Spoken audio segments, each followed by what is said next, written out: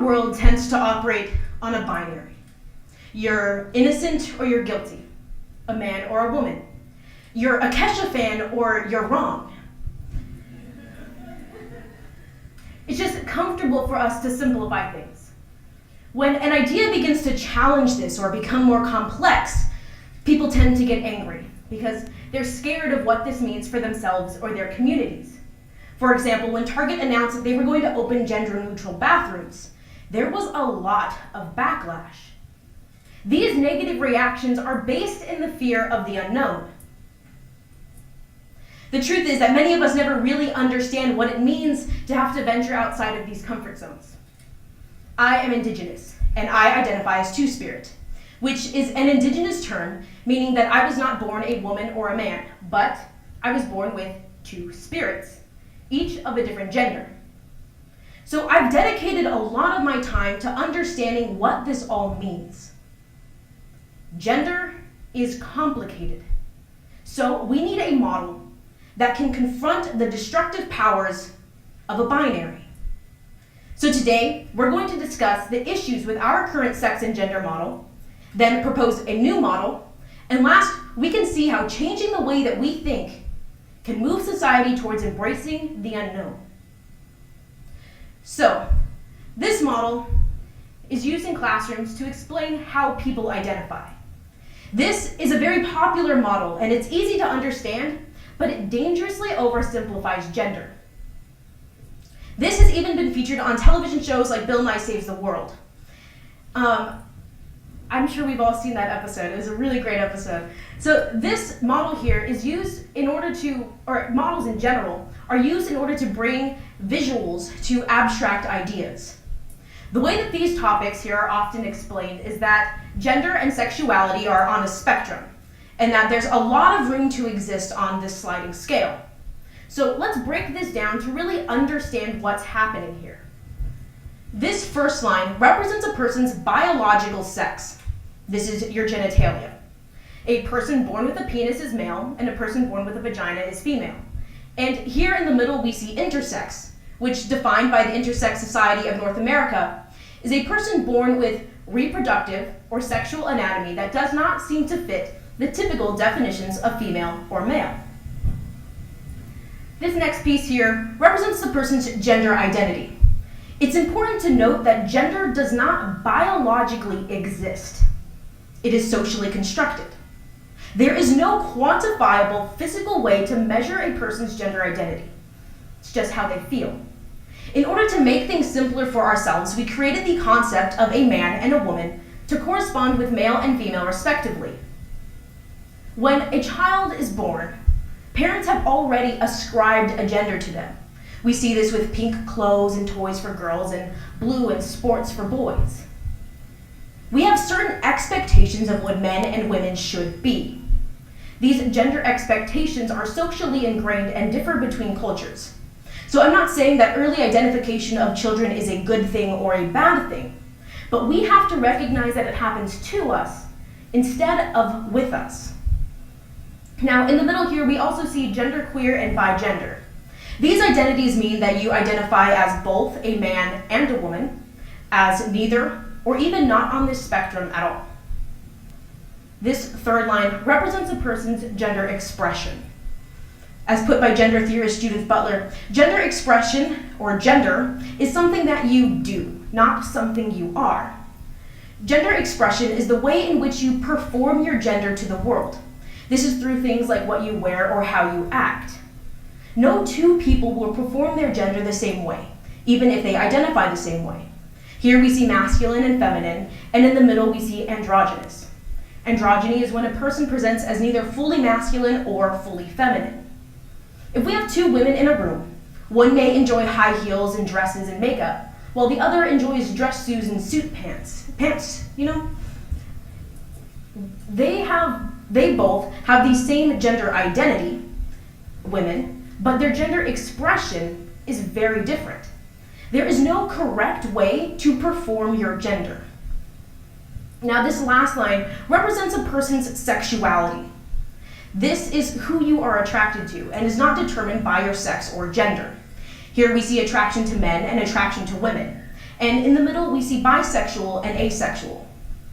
Bisexual means that you are attracted to more than one gender, and asexual, very simply put, means that you feel little to no sexual attraction towards anyone else. There are so many possibilities that we don't even have enough language to describe it all yet. It's all still growing. So the first time that I saw this model, it made perfect sense to me. I understood how somebody born male could identify as a woman and want to be female. But as soon as the idea of agender identities was thrown at me, meaning somebody who does not ascribe to any concept of gender, I thought it was crazy. I mean, no matter where you are, you're still on that line. You're still a part of this. I didn't really understand it until I had a sit-down conversation with someone about how this model is limiting our understanding. This model is a starting point, but it leaves a lot out. There are three basic issues with this. The first issue is that the two sides create the idea of what is normal. For example, man or woman, thus creating a binary way of thinking.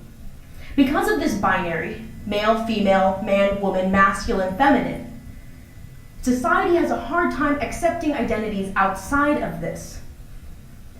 Now, the second issue is that linear models like this one oversimplify very complex topics. Bigender and genderqueer are not the same identity and should not share a spot on this gradient. Now, the last issue here is that this model makes it seem like the inside identities are just an average of the two extremes, but they're not.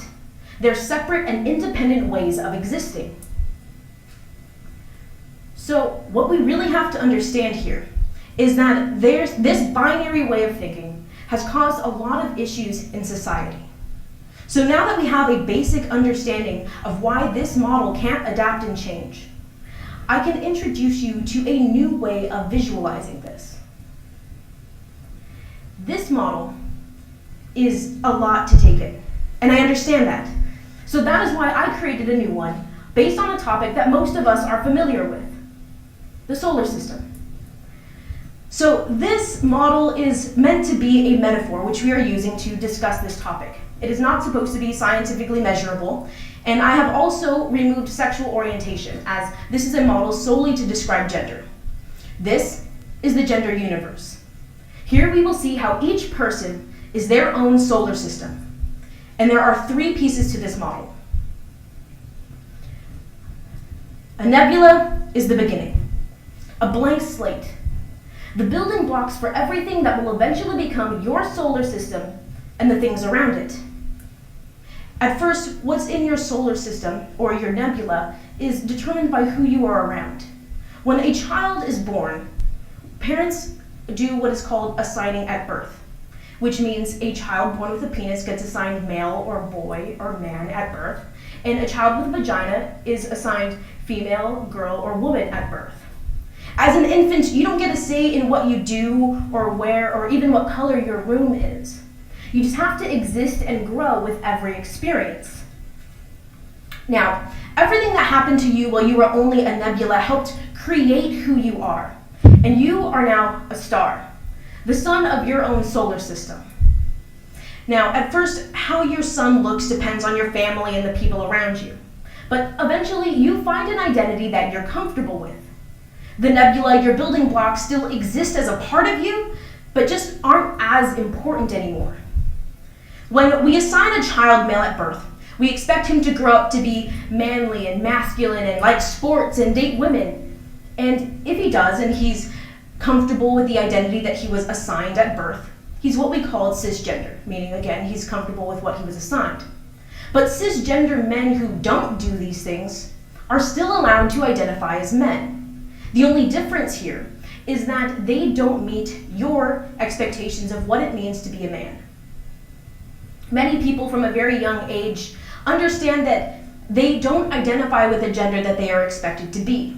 And for others, it takes more time to come to this understanding. Gender is a concept that can adapt, grow, and change. So as a child grows, it's normal that their gender does too. Gender is not stagnant. It exists and evolves in new ways throughout your entire life. In astronomy, we know of single star systems, such as our own, meaning that there is one sun in our solar system.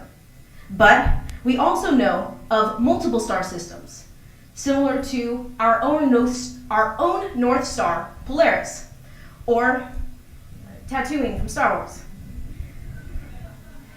Meaning that there are more than one sun in the solar system. Now, you may identify as a single star system, meaning you identify with one gender, whether that's man or woman or something else. But you can also have multiple stars in your system. This would be identities like two-spirit, bigender, or gender fluid. When stars age, they change, just like people. So over time, your sun may change shape, color, size, multiply, or even shrink into nothing. The amazing thing is, we even know of a planet with no sun. So people who do not ascribe to a gender may not even have a sun in their system. Now, once suns form, things get caught in its orbit.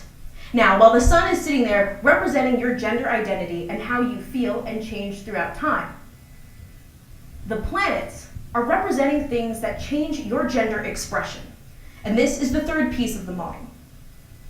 What these planets represent are things in a person's life that will influence the way that they see and present themselves. These are things like your friends, your family, the media, if you're at school or at work, or even where you live. Many people have to consider how safe they will be if they go outside dressed the way that they want to. Now, what's in your orbit may change depending on where you are or who you are with, which will then change your gender expression. For example, when you were getting ready for this evening, you made the conscious decision of whether or not you were going to wear heels or dress shoes, a button-up or a nice blouse. You may not consider this a conscious decision anymore, but if someone were to offer you something outside of your comfortable gender expression, you would have rejected it. Now, over time, new things get caught in your orbit, such as in-laws or a new job. And sometimes those things like your emo phases in high school will enter your system, but then leave. But you'll still forever be changed by those. A single solar system represents a person on the outside and on the inside. And when you look around this room, there are over 100 unique solar systems. And today, we have come together to form our own community, a galaxy. And around the world, there are billions and billions of unique solar systems that are forming and reforming their own galaxies that make up our gender universe. The goal here is to not see male, female, man, woman, masculine, feminine as the extremes that we are expected to meet. But rather as just one of the many identities that we are allowed to exist as. This gender universe model can adapt and change to the world around it. So, let's take a look at what changing our way of thinking can do for us as a society. I know it's scary to be asked to change the way that you think, but people are dying because society is so afraid of this unknown, of seeing gender as anything other than a binary. Being afraid of the unknown is normal, but we need to embrace that fear and have the courage to move past it. Violence against transgender people is at a high. According to the Human Rights Campaign, 2017 saw the highest number of recorded violent deaths against trans individuals, which disproportionately affected trans women of color. Many people outside of the community don't understand what it's like to walk into a bathroom not knowing if you're going to be harassed or not. Don't know that for some, the simple act of putting on lipstick is the same as drawing a target on their back. This is why things like gender-neutral bathrooms are so important to people. Things like bathroom bills, military prohibitions, and censorship get passed because people are unwilling to open their minds to the possibility of something existing outside of their understanding of the world. If this is the first time you're hearing about any of this, that's okay. But what you do with this information can change what future generations have to deal with. We have to have these conversations with our children, our friends, and our coworkers. You need to have these uncomfortable conversations, not about us, but alongside us. Our lives literally depend on it. If we can teach children that things like gender can change and that it's okay to be whoever you want to be, we will be creating a society that's more accepting and a world where we can see these numbers of deaths go down. Some of your children are already having these feelings, but they're too afraid to speak out for fear of retaliation. So let them know that you're there for them. And to those of you who are already starting this journey, I didn't know how to describe how I felt until I was 20. It takes time and patience with yourself and with your loved ones. You are who you are meant to be. We are all made from the same stardust. So today, we learned how changing this model can help counteract the negative effects of a binary. We first looked at a linear model and how it's so limiting. I then introduced you all to the gender universe model, and last we saw how embracing the unknown can save lives. So just like in astronomy, there's no right or wrong way to exist as a solar system. There's no norms, no extremes, only being. When things like this anger us, we have to take a step back and ask ourselves what it is we are so afraid of. It's easy to look at this world through a binary lens. But we have to remember that just like the universe we live in today, our gender universe is always expanding.